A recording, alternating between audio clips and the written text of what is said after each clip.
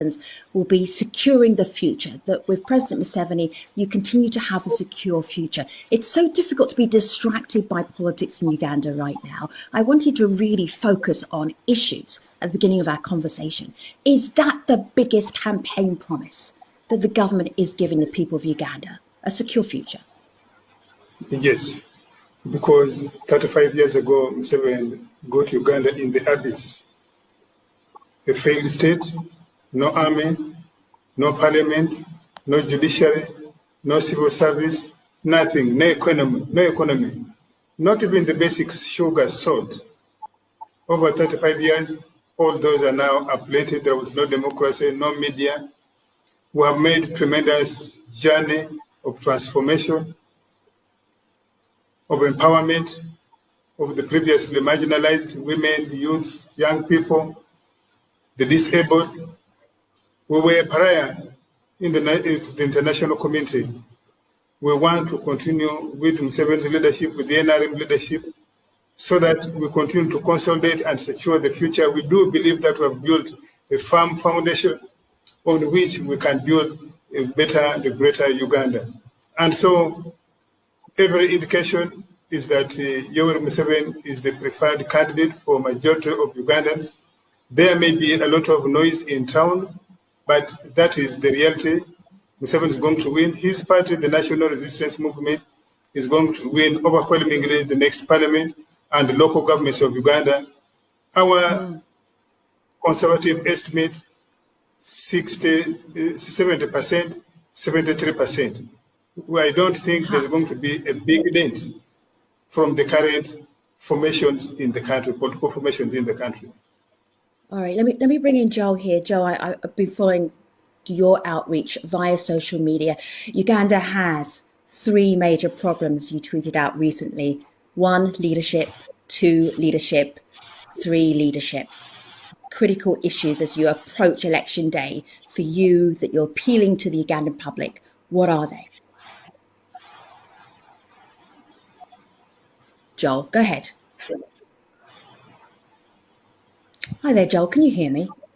Critical issues approaching the January 14th election. I saw you tweet out leadership. Any other points? Any other mandate apart from that? Joel, go ahead. We may have lost Joel. Let's see. Hi, Joel. All right. I'm back now. So talking about that tweet specifically, I say that yes, the 3, leadership, because ultimately everything is revolving around leadership. When you go to our hospitals, there's no medicine. Women are giving birth on the floor. Why? Bad leaders who are not concerned about the people. The Fonopondos will spend billions of taxpayers' money, government officials, flying out for treatment. And so they'll not be concerned about the ordinary taxpayer. It's bad leadership that, sees our children studying under trees in 2021, 35 years later of the leadership of Mr. Museveni. It's bad leadership that does that. When you look at our economy, these guys keep talking about progress. Oh my goodness. A few are extremely rich. The gap between the rich and the poor is so wide. So when you look at GDP and GDP per capita, yes, it will show you that there's a bit of progress. But you see, GDP per capita, it means so, yes, there's somebody who is extremely rich and another who is too poor. They'll do a balance and then get an average. So many young people are unemployed in this our good country. When you look at our human rights record, for heaven's sake, opposing Mr. Museveni is like a death sentence. People are being killed, people are being maimed, hundreds of people are behind bars because one man wants to rule our country forever. And for us, we are saying, no, we can't do better. We should be able to do better. We think that 35 years later, Mr. Museveni has done what he's been able to do, but there's lots of things that he has messed up. Corruption in this, our good country, is skyrocketing. Government officials are stealing on a daily basis billions of taxpayers' money that is meant to fix education and all these different things. And so that's why I keep taking it back to leadership. Once we get leaders that are going to serve the people as opposed to serving themselves, the situation can change. It should be able to change.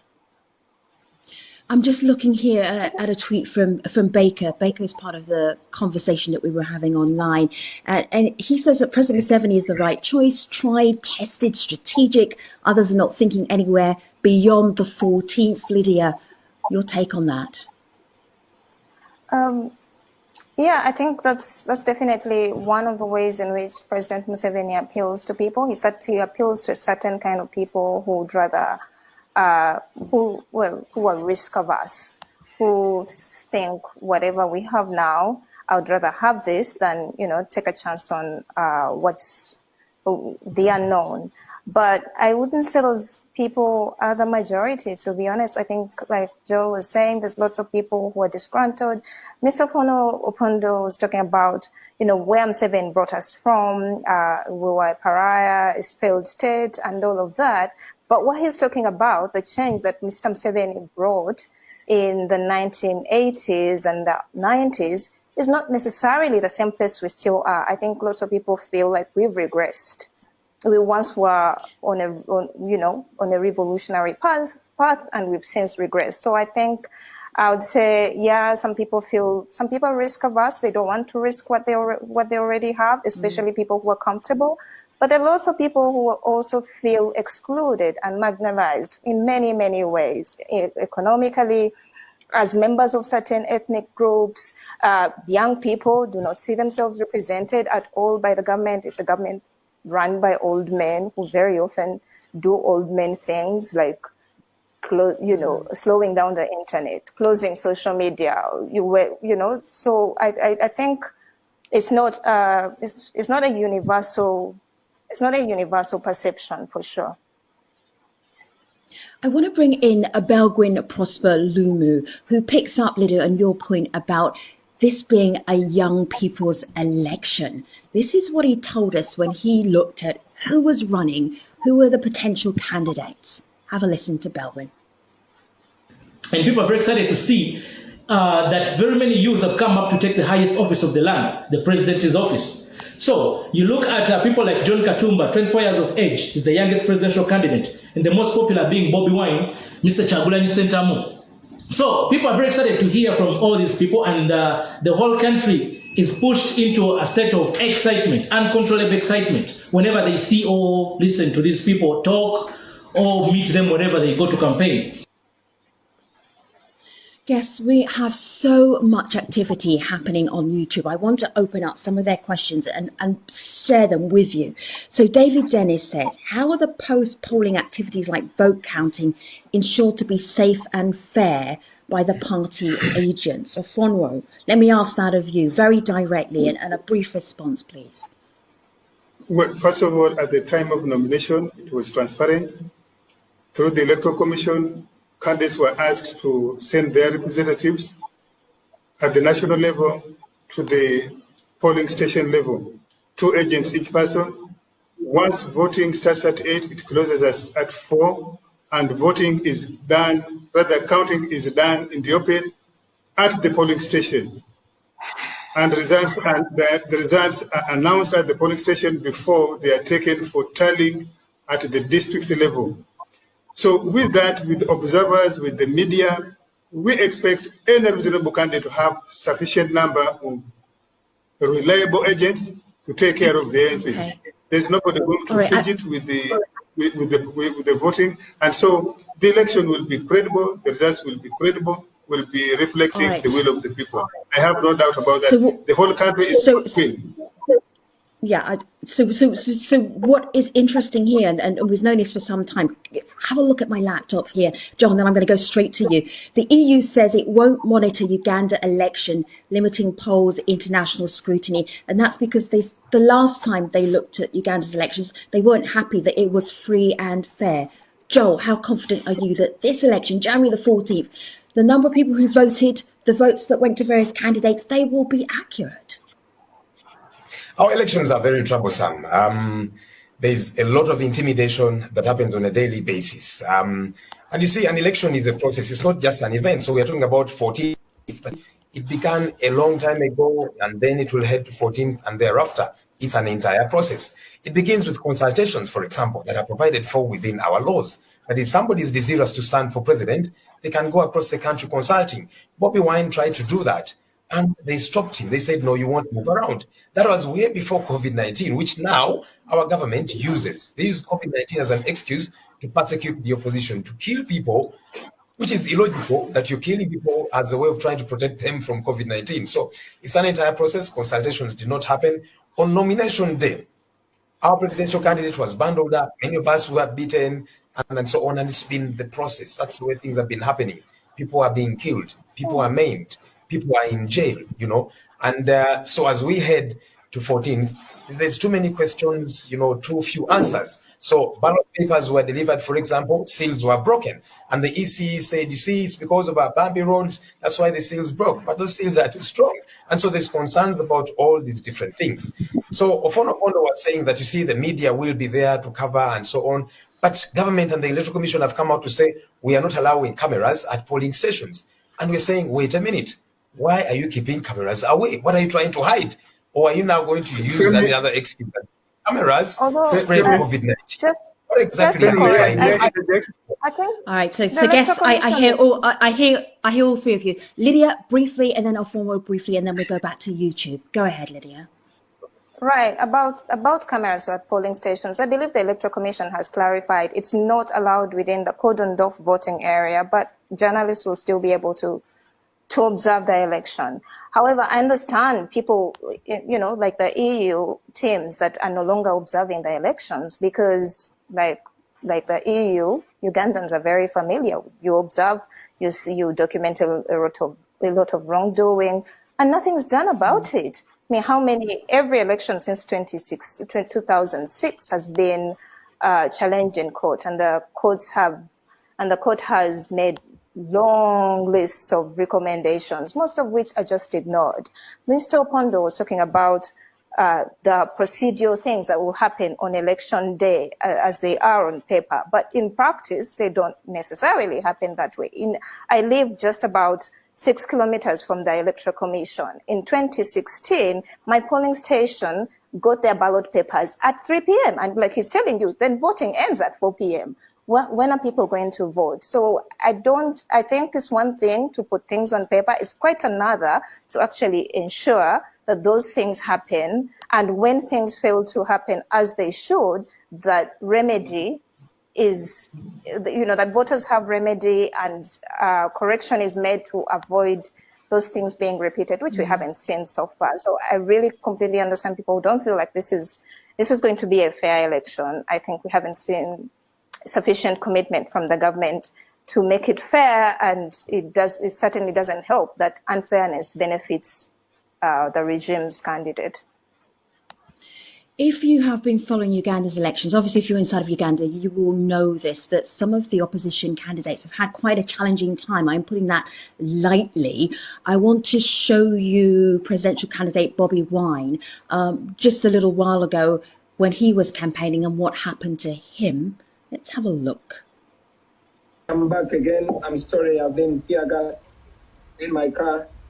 The police officer is ordering that I'm not supposed to park on the side of the road and speak to media.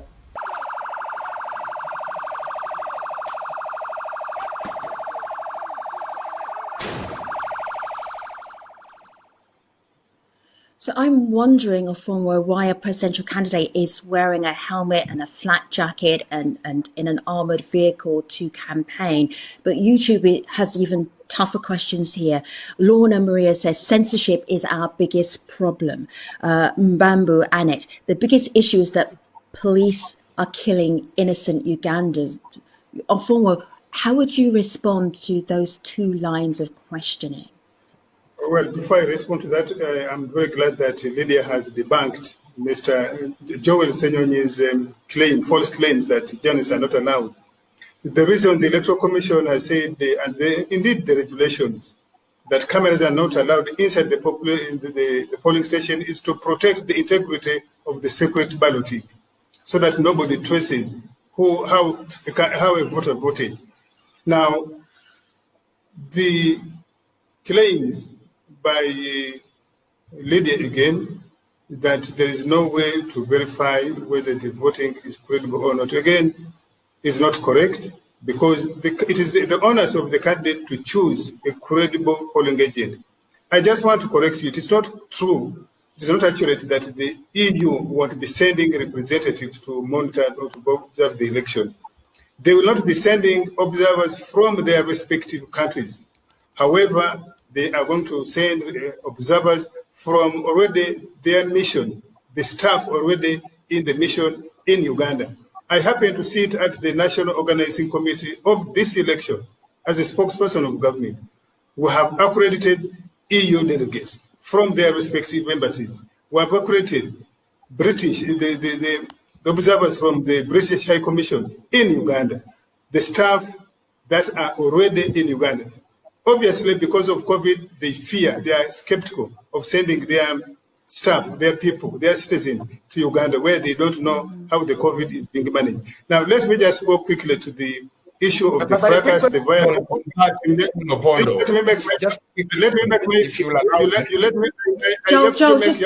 Joe, just hold tight for a moment, because I'm interested in hearing why. Yes. Hold tight for a moment. Unfortunately, when everyone's speaking, so why is a presidential candidate having to wear a flat jacket and a helmet to campaign? To ask yourself, there are 11 presidential candidates. Why 2 are the ones having fracas with the police? Those 2, Chagulanyi and Amriat, have clearly said more than 100 times that they will conduct this campaign, this election, through defiance of the law, to bring the country to a standstill, civil disobedience, in the hope they can make governance in Uganda possible and hopefully overthrow the government. So, Fonwa, I just want to push you, because we only have so much time in this show. So it was like, why is it? Why are they wearing? Part of it is theoretical. Some of it is a drama. They want to get sympathy from people like you, from people like the media and international observers. So we want to leave them to play that theoretical. What about the 52 people who were killed? Were they just being dramatic? Really? And also the many attempts. All right, so guess this is painful. Guess this is very painful to hear. So just let me pause for a moment. Everybody, just pause for a moment. You will be handled with the force. All right, Joel, go ahead. Just Joel. So, look, it's very interesting hearing an old man like Ofonopono go on TV, national, international television, and tell the lies that he's telling. That so it's gimmicks and all of this. Been many attempts on Bobby Wine's life. We just saw a video there. They just shoot aimlessly numerous times. They have shot at somebody very close to him, clearly targeting him. And so he's trying to shield himself. Ofonopono says that my candidate, Bobby Wine, said he's going to defy all the laws. Which laws are we talking about? Because there's a campaign schedule. He goes out there to campaign in districts that he's meant to be in, and the police says, no, you cannot. He goes to speak at radio stations, and they pull him out. Police officers. So is he spreading COVID-19 even when he's on radio? But there's a question I'd wanted to ask Ofonopono about, the observers. So he says, yes, they've accredited all these observers and all of that.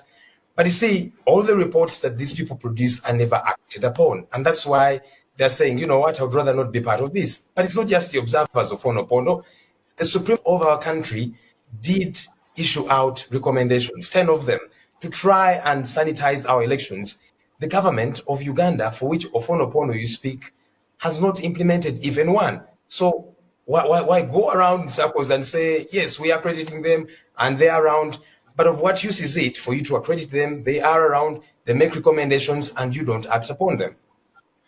Well, a recommendation can be taken and can be rejected. Yes, Lydia, go ahead. A court. I mean, that's shocking that that the government spokesperson would say that court recommendations, a court ruling can be rejected or taken. That's shocking. We're talking about the highest court in Uganda. But I do have a question for a different question. When you talked about ensuring the credibility of the voting process, you talked about candidates picking agents, credible agents and all of that. But I'm not a candidate. I'm not an agent's candidate. I'm just a voter who would like to cast my vote. I live just 6 kilometers from the Electoral Commission. It's 3 p.m. My ballot papers, the ballot papers Lydia, are not we have there. 1 minute What am left I in this show. supposed to Ask do? your question. Okay. What is Lydia What am I supposed to supposed do? to do under those circumstances? Well, first of all, briefly. First First of all, delay of ballot materials is not the dominant feature in the election. But let me go specifically to your polling station. Assuming it comes late, the law says whichever voter is on the queue by 4 o'clock will vote even if it goes up to midnight. So that's the law. So if you're on the queue by 4, you will vote. All right. So guests, we have so much conversation happening on YouTube. This was a very timely show to be looking ahead to what may happen in Uganda come voting day on January the 14th for Fonro. Joe, Lydia, YouTubers, thank you for your excellent questions. I want to have a look here back at my laptop because there are so many issues that we haven't yet discussed, and my laptop was frozen, so I can't be able to show you that. I'm sorry about that. But there are stories that we're running right now on aljazeera.com. Facebook shuts down Ugandan accounts ahead of general elections. That is a big story. Has your YouTube, has your online connectivity in Uganda, has that slowed down? That is a big story. And then I also want you to look at my colleague, Catherine Soy. She is tweeting, she is reporting from Kampala. You will see her on aljazeera.com. You'll see her on Al Jazeera English as well. So keep following this story. It is a big one. Thank you, everybody, for being part of the show. I'll see you next time.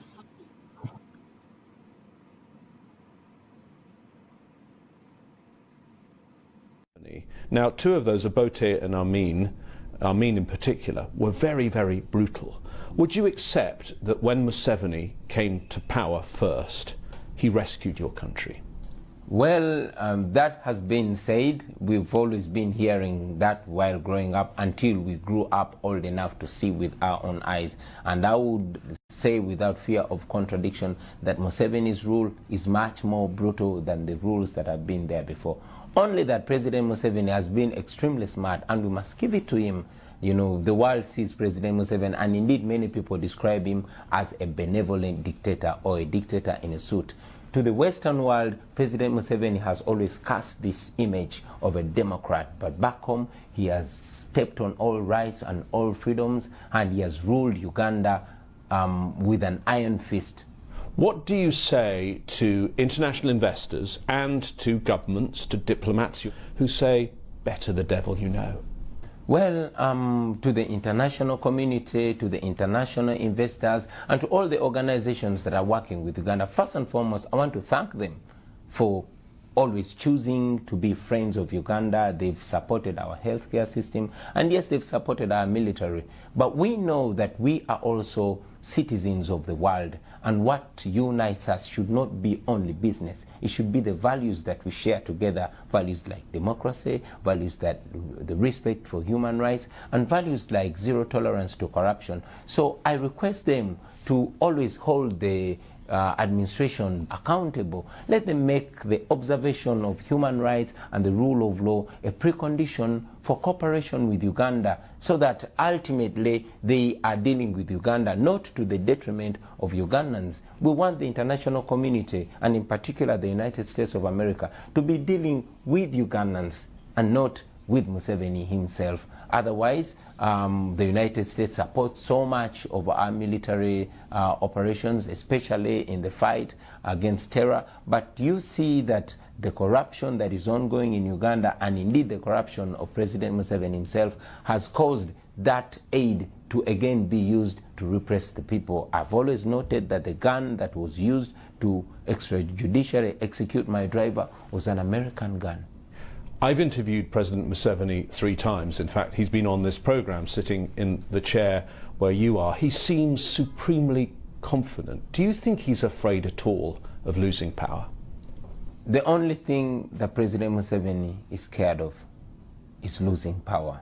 And that is why today in Uganda, the major preoccupation of the government is the grip on power. It explains why President Museveni moves with stashes of money, just bribing anybody. It explains why our police force is reduced to now playing politics other than keeping law and order. It explains why the military, high-ranking military officials are coming out to denounce the people or the People Power movement. The Minister of Constitutional Affairs is a soldier, and he came out and said, we shall fight people power using the military and air force. I mean, we are only young people that are not armed. We are only using words to assert what we want. And we're not even inciting violence. All we are saying is that we want to be regarded as human beings in our own home. So the desire to maintain the grip on power has made President Museveni descend down to unimaginable levels. The Constitution has been changed twice. It used to say that you were only allowed to be president for 2 terms. He's now done 5 terms. It used to say that you're only allowed to be president if you're younger than 75. He'll be 76 next time there is an election. What do you think is the president's plan? Do you think he plans to rule until he dies, or do you think he plans to hand over power to his son or maybe his wife? Well, I wouldn't want to say I think. I would want to say I know that President Museveni plans to rule for life, and maybe after he dies in office, probably he wants his son or his wife to take after him, which is wrong, which is unacceptable, which we are going to fight until the end, because Uganda is not a monarch. Uganda is a democracy, and all Ugandans should be included in the governance of Uganda. But most importantly, it should be the people of Uganda to make the decision. You talked about our constitution. Yes, our constitution used to provide for that, but still our constitution, although it has been changed so many times, the constitution as it is provides for fundamental rights. It provides for the freedom of association. It provides for the freedom of speech, and all these freedoms are being stepped on. Recently, it was on international TV when Dr. Kizza Besigye was brutalized. He's a political opponent, and myself, I'm a political opponent to President Museveni, but I cannot be allowed to address any crowd anywhere. I cannot even be allowed to access radio or TV stations, especially in the countryside. Why? Because President Museveni is very, very scared of the message that we bring. He's very scared of the fact that 85% of the population of Uganda is my age and younger. He's very scared because he sees the signs everywhere. People are yearning for change. What about his own party, the National Resistance Movement? Do you think he's got trouble inside the party too? Well, it's very evident that President Museveni has trouble in the party itself. I mean, even in the People Power movement, we are working with more than 10 members of parliament who actually belong to the ruling party, but they see the truth, because the truth is constantly being told them by their voters. They want change. So I believe that the wind of change is blowing even in President Museveni's bedroom. Perhaps the most important quote ever from President Museveni came in his first year in office, when he wrote a book, What's Africa's Problem? May I quote from that?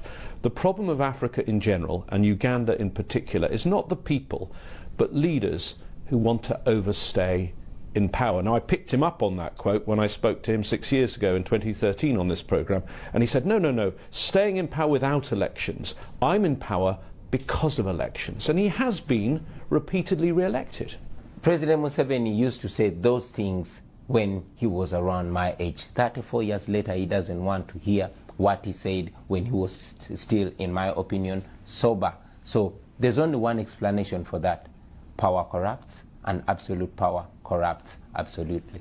There have been allegations that previous elections were not free and fair.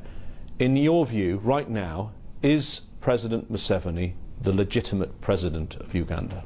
Well, I'm very convinced that Dr. Kizza Besigye won the previous elections. And I would believe that even if Museveni could have won the past elections, the way he's handling the people of Uganda makes him lose his legitimacy. However, we are looking at the opportunity of 2021 for the Ugandans to assert their voices, which we are sure they are going to. Do you see a trend in Africa? I mean, look, for example, at Zimbabwe. Look at other parts in North Africa, at Algeria, for example. Do you see a trend that older leaders are now being forced to give up power? Well, the wind of change is blowing. It's only those that have decided to cover their ears and eyes that don't see it. But the wind of change is blowing. Those of us who were young are now grown. We were babies, now we are parents. We are demanding the right to shape the future for ourselves and our children, and we will stop at nothing. This is not only happening in Uganda, it is happening all over Africa. You've seen what happened in Burkina Faso in the past, in Algeria, now what happened recently in Sudan. It is happening in Uganda. You've mentioned the demographics in your country and how many people are young, under 35. Because of your music and your own age, tell me what the youth of Uganda are saying. The youth of Uganda are saying they want better. The youth of Uganda are saying they want their country back. The youth of Uganda are saying they want a country that offers equal opportunity to every Ugandan, where somebody is going to be judged by the content of their character, not which tribe they come from, not who their parents are. The youth of Uganda are saying it is time, it is our time. And the next election is 2021. Yes, please. You say that you're going to stand for president. Yes. Will you get all of the opposition to come behind you as the one unified candidate against President Museveni? Well, it is our effort. We are in advanced stages discussing with different leaders from different groupings and different formations to see that we come together as the opposition, well knowing that one big challenge we all face is the oppression and the limited or shrinking political space. Given that shrinking political space and the history of the previous elections, the 5 presidential elections we've seen, which Museveni has won, he has a very tight grip on the system, and there have been persistent allegations of vote rigging. How do you overcome that if he rigs the election? Yeah, we know that President Museveni is planning to rig the election. He has done that in the past. Recently, he did it in Hoima in a by-election using the military. But we are banking on overwhelming him, because a vote can easily be rigged if it's not overwhelming. And ultimately, if President Museveni tries to rig the election that he has been like he has been doing, then the people of Uganda will rise up and they will stop it. Well, let me ask you about what you mean by that, because if you are blocked at the ballot box, what other ways will you seek to remove Museveni? And it's worth noting to our viewers that since independence in the 1960s, there has never been a peaceful transfer of power in Uganda.